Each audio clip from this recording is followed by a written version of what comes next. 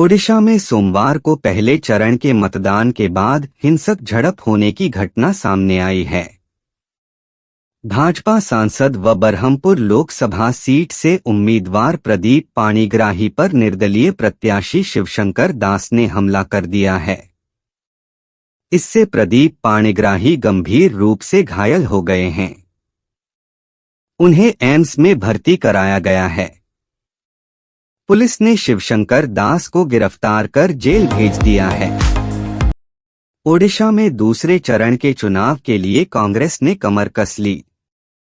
पहले चरण के चुनाव में भले ही प्रचार के लिए पार्टी के किसी हैवीवेट नेता को नहीं देखा गया, लेकिन दूसरे चरण में ऐसा नहीं होगा। 15 मई को राहुल गांधी और इसके अगले दिन मल्लिकार्जुन खड़गे ओडिशा आ रहे हैं। कई और बड़े नेताओं के भी राज्य में आने का कार्यक्रम है। ओडिशा में सोमवार को चुनाव प्रचार के दौरान बीजेपी नेता पर मधुमक्खियों ने हमला बोल दिया। इसमें करीब 20 कार्यकर्ताओं के घायल होने की खबर है। सभी को इलाज के लिए बिनिका अस्पताल में भर्ती कराया गया है। यह घटना सुवर्णपुर जिला बिनिका प्रखंड कैंतरा गांव की है। यहां बीजेपी के बलांगीर लोकसभा सीट से उम्मीदवार सुरेंद्र सिंह भोई एवं बीर महाराजपुर विधानसभा उम्मीदवार पद्मनाभ बेहरा चुनाव प्रचार कर रहे थे। चक्रवाती हवाओं का क्षेत्र दक्षिणी आंतरिक कर्नाटक पर बना हुआ है। एक ट्रफ लाइन उत्तर पश्चिम मध्य तक बनी हुई है। तमिलनाडु, तेलंगाना, ओडिशा, कर्नाटक एवं आंध्र प्रदेश के कुछ हिस्सों में सोमवार को भारी वर्षा हुई है।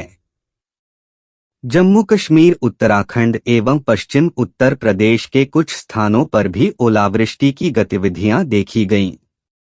आगामी कुछ दिनों तक यहां मध्यम से तेज बारिश की संभावना है।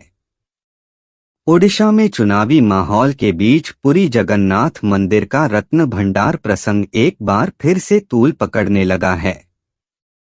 प्रधानमंत्री नरेंद्र मोदी के बाद अब केंद्रीय मंत्री धर्मेंद्र प्रधान ने इस मुद्दे को उठाया है। ऐसे में अब मंदिर के सेवकों ने इस रहस्य से जल्द पर्दा उठाने की मांग की है। रत्न भंडार को आखिरी बार सन 1978 में खोला गया था।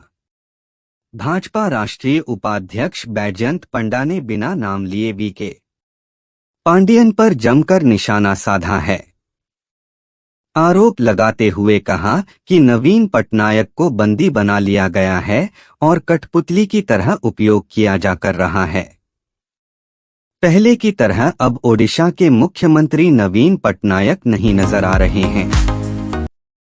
मुख्यमंत्री के फेक वीडियो बनाए जा रहे हैं। ओडिशा में लोकसभा चुनाव के लिए पहले चरण के तहत 4 सीटों पर मतदान हो रहा है। इस दौरान चुनाव आयोग ने बड़ी कार्रवाई करते हुए ड्यूटी में लापरवाही के आरोप में 2 कर्मचारियों को सस्पेंड कर दिया है।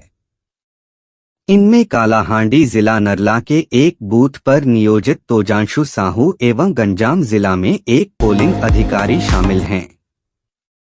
केंद्रापड़ा सांसद अनुभव महांती की मुश्किलें खत्म नहीं हुई है। अब उनके खिलाफ 2020 में पत्नी के द्वारा कटकपुरी घाट थाने में दर्ज मामले में सोमवार को विशेष जेएफसी अदालत ने सुनवाई करते हुए गिरफ्तारी परवाना जारी किया है। इसके अलावा उनके 2 सहयोगी सुजीत दलेई और खगेंद्र प्रसाद साहू पर भी गैर जमानती गिरफ्तारी परवाना जारी करने का निर्देश दिया है। केंद्रीय मंत्री और संबलपुर लोकसभा सीट से भाजपा के उम्मीदवार धर्मेंद्र प्रधान ने आज पार्टी के 4 अन्य हेवीवेट नेताओं के साथ भुवनेश्वर में एक संवाददाता सम्मेलन को संबोधित किया। इस दौरान उन्होंने नवीन पटनायक सरकार पर जमकर हमला बोला। उन्होंने कहा कि नवीन पटनायक के 25 वर्ष के शासन में ओडिशा आज बहुत पीछे चला गया है, जबकि इस समयावधि में तो पूरा एक युग बदल जाता है।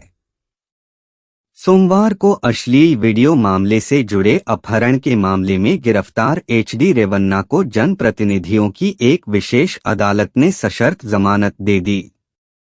न्यायाधीश ने रेवन्ना को 5 लाख रुपए के मुचलके पर सशर्त जमानत दे दी। बता दें कि बेंगलुरु के केआर नगर पुलिस स्टेशन में उनके खिलाफ दर्ज अपहरण के एक मामले में एसआईटी अधिकारियों ने उन्हें 4 मई को गिरफ्तार किया था। ईरान में स्थित चाबहार बंदरगाह की कमान 10 सालों के लिए अब भारत को सौंप दी गई है।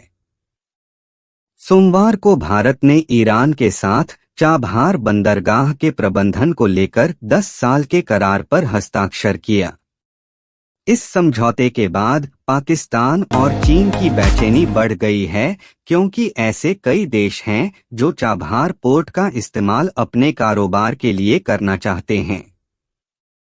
आज समय बदल चुका है और तलाक के कारण भी अब लोग इतने अशांत रहते हैं, चाहे घर हो या ऑफिस। उनके इस स्वभाव का असर उनके रिश्तों पर भी पड़ने लगा है। कई बार हम समझ नहीं पाते कि हमारा मानसिक तनाव हमारे अच्छे चल रहे रिश्ते को खत्म करने की वजह बन जाता है। बेवजह गुस्सा कई बार आपके सबसे करीबी रिश्ते को भी खत्म कर देता है।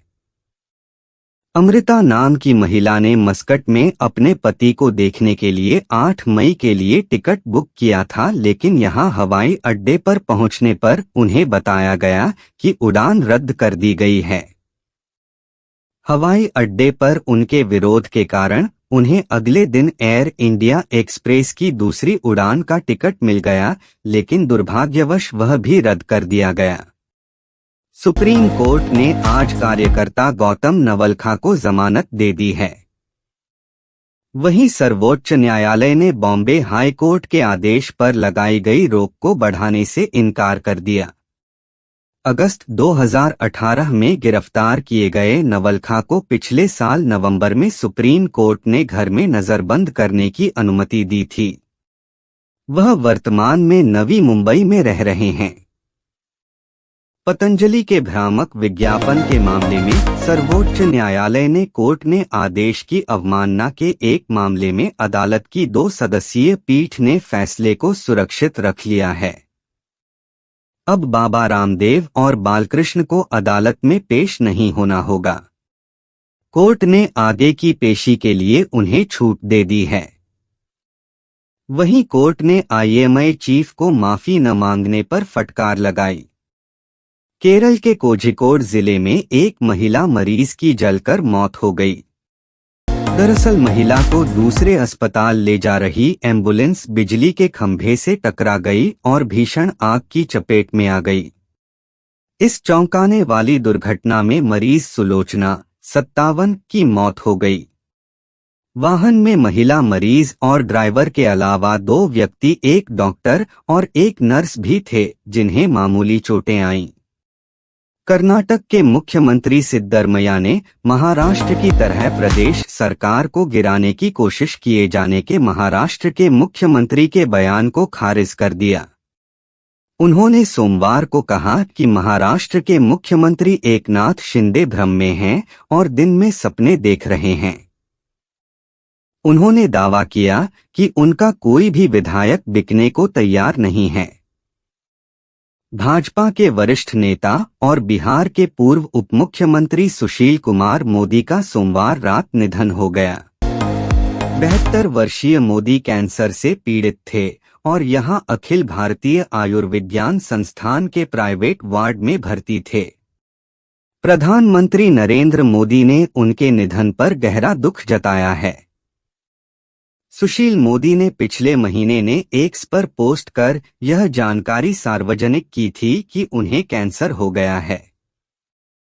केजरीवाल ने मई 2018 में यूट्यूबर ध्रुव राठी द्वारा प्रसारित एक कथित अपमानजनक वीडियो को साझा करने के लिए आपराधिक मानहानि मामले में उन्हें जारी किए गए समन को बरकरार रखने के दिल्ली हाई कोर्ट के आदेश को चुनौती दी है।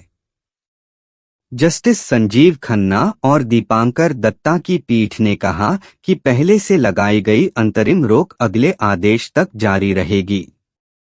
सीतारमण ने कहा कि कोरोना महामारी के दौरान जीवन और आजीविका की रक्षा के लिए सरकार के सक्रिय उपायों की वजह से वित्त वर्ष 2020 से 21 में राजकोषीय घाटा बढ़कर जीडीपी का 9.2% हो गया, जिससे केंद्र सरकार का कर्ज जीडीपी का 61.4% तक पहुंच गया था। महामारी के बाद हमारी सरकार ने आर्थिक विकास को बनाए रखते हुए राजकोषीय सुदृढ़ीकरण के लिए एक संतुलित दृष्टिकोण अपनाया। सलमान खान के गैलेक्सी अपार्टमेंट के बाहर हुई फायरिंग के बाद मुंबई पुलिस तो आरोपियों को पकड़ने में तेजी से काम कर रही है, लेकिन इसी के साथ ही अब सिकंदर एक्टर की एक्स गर्लफ्रेंड और पाकिस्तानी एक्ट्रेस सोमी अली ने भी बिश्नोई समाज से माफी मांगी है। हालांकि पाकिस्तानी एक्ट्रेस की माफी को बिश्नोई समाज ने खारिज करते हुए सलमान को ये शपथ लेने के लिए कहा है। सिंगर अब्दू रोजिक जल्द शादी के बंधन में बंधने वाले हैं। 20 साल की उम्र में वो अपना घर बसाने जा रहे हैं। हाल ही में उन्होंने सोशल मीडिया पर अपनी कुछ तस्वीरें भी शेयर की थी। इसके साथ ही उन्होंने अपनी सगाई का खुलासा किया था। हालांकि कई लोगों ने अब्दू रोजिक की सगाई की खबर को सिर्फ पब्लिसिटी स्टंट बताया। महेंद्र सिंह धोनी क्रिकेट की दुनिया का एक ऐसा नाम है जिनकी फैन फॉलोइंग काफी ज्यादा है। आम लोगों के साथ साथ सिनेमा जगत के सितारे भी उनके प्रशंसक हैं। इस बीच सोशल मीडिया पर एक पंजाबी सिंगर के साथ चेन्नई सुपर किंग्स के विकेटकीपर बल्लेबाज धोनी की लेटेस्ट तस्वीर जमकर वायरल हो रही है। उनके साथ सीएसके के बॉलिंग कोच ड्वेन ब्रावो भी दिख रहे हैं।